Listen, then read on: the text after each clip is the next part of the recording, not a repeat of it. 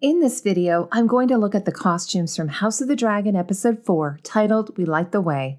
As we're at the mid-season point, I'll also give you some of my thoughts about the costumes in this series so far at the end of the video. But before I proceed, there will be spoilers for HBO's House of the Dragon and some mild book spoilers too. The episode name is We Light the Way, and it's important to point out that this is the motto of House Hightower. And I think it's significant because it's Alicent's arc in this episode that will change the trajectory of the story. So let's begin with her. From a costume perspective, I think that Alicent's outfits have been the best of the young female protagonists with both the silhouette and the color.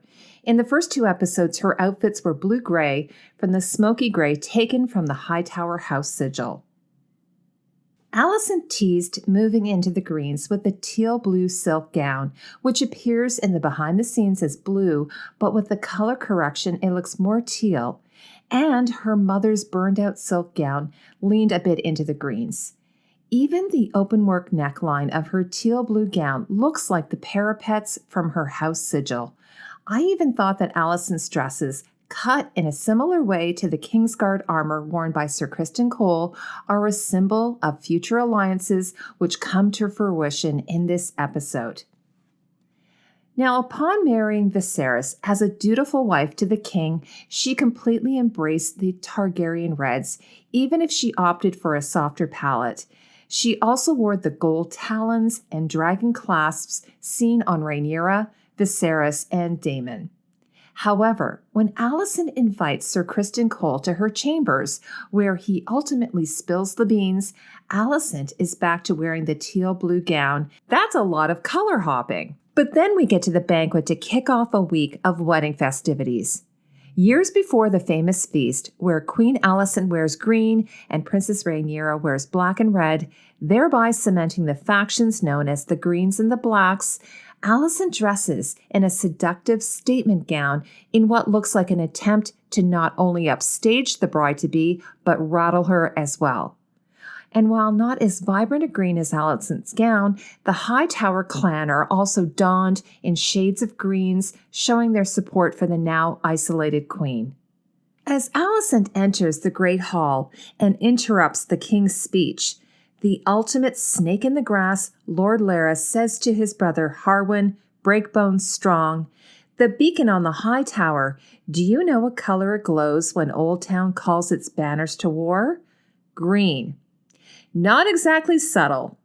In a behind-the-scenes video, House of the Dragon creator Miguel Sapochnik said that he wondered if the audience would notice that Alicent is wearing green. Like, hello? Alicent's gown is made from this gorgeous heavy silk jacquard-style embroidered fabric with accents of gold on the sleeves and 4-petal gold fasteners. The green and gold will see her through for the rest of the season. And then costume designer Jany Temime said on her Instagram account, "I used 3 shades of green for that dress and 10 meters of damask silk. The inside of the sleeves are in a lighter shade of green and the sleeves in a gold green lame silk." Tatiana Melendez mentioned during our live stream that Alicent should have worn a crown or a tiara at the very least, but it looks like they've braided her hair in such a way that it almost looks like a crown. I've been thinking about the use of green in the book and the show, and it brought to mind Game of Thrones antagonist Cersei Lannister, who also loved green. In A Clash of Kings, Cersei is described as wearing a low-cut gown of deep green velvet.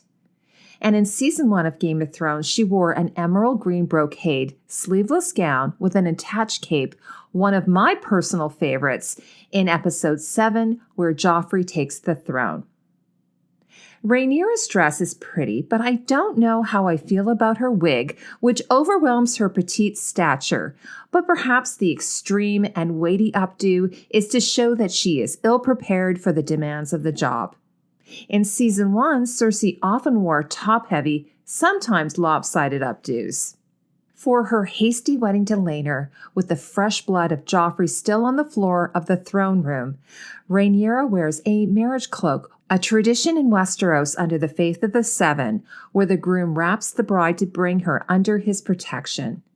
The cloak is party-colored, black on one half with the Targaryen sigil of Rhaenyra's house, and blue on the other half with the seahorse sigil of Laena's house. There was also a still image of Rhaenyra wearing her fealty cloak. I'm not sure if this was just an outtake because I don't recall it in the show. And I've mentioned before that the Targaryen brocade fabric used in her cloak was custom made for the show. The fabric was also milled for Viserys' red cloak lining and also for Alicent's cream wedding gown filmed in a scene that ended up on the cutting room floor. The Velaryons are dressed in metallics of gold and black brocade. I mentioned in a video way back that the black and gold dress worn by Laena Velaryon is made from what I call the uterus fabric because of the pattern. Once you see it, you can't unsee it. It was also used to make Joffrey Baratheon's jacket in Game of Thrones, but in red and black. And like many of the Indian brocades used in the show, I think it was originally from Top Fabric of Soho, but it's no longer on their website. Here's a close-up of Laena's golden brocade wedding tunic. I want to thank Tatiana, who also mentioned during our stream that Laenor and his paramour Sir Joffrey Lonmouth are in opposite colors. Dressed in similar style tunics, Laenor's hair is silver white, while Joffrey wears a silvery brocade, with Laenor wearing gold and brown brocade to tie in to Joffrey's golden brown hair.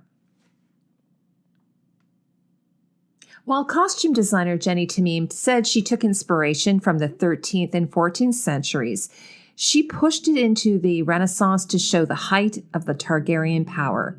So for instance, Rhaenyra's red dress, while contemporary in many ways, appears inspired by slash sleeves as seen in this mid-16th century portrait of Elizabeth of Valois, Queen Consort of Spain. And when I first saw Rhaenyra's black and gold brocade overgown, I immediately thought of British clothing historian Janet Arnold's pattern book and her detailed illustrations of this gown from 1610 to 1615. The gown is on display at the V&A in London. And as depicted in these paintings, versions of the overgown were popular in the mid to late 16th century. Jenny said on her Instagram page that the overgown is made from vintage brocade. Meanwhile, the golden dragon fasteners, as I have pointed out, are on many of the Targ costumes, including Alicent's, were custom made for the show and inspired by a Celtic design. I thought that the men at the wedding looked great, but my favorite men's costume was worn by the quippy-mouthed Jason Lannister in desperate need of some better hair care products. I like the shot of red in his long line doublet and his chain of order featuring the gold rampant lion. It was nice to see so much jewelry and gemstones on the men as well as the ladies. I think one of my favorite costumes of the episode is the riding leathers that Rhaenys wears. It reminds me of the costume that Arya wore in Season 7 of Game of Thrones. And I should also point out that her tunic is made from leather produced by D'Alessio Galliano in Italy. They're the same company that created the leather worn by Tywin and Cersei Lannister in Game of Thrones, and I believe they also produced the nailhead leather worn by Daemon Targaryen at the wedding. See, it's all connected. Now, as far as my overall impression so far, I think this was the best episode costume-wise, and when it comes time for Emmy season and the Costume Guild Awards, this episode will likely be entered for Best Costume Design. This hasn't been my favorite costume design in a series, but it's still early days, and the second half of the season might still change my mind. I've mentioned some of my quibbles in other videos, but I won't get into it now because I think this was a pretty solid episode. So you can always check out my House of the Dragon playlist if you want a deeper dive. But let me know in the comments what you think of the costumes in the show so far.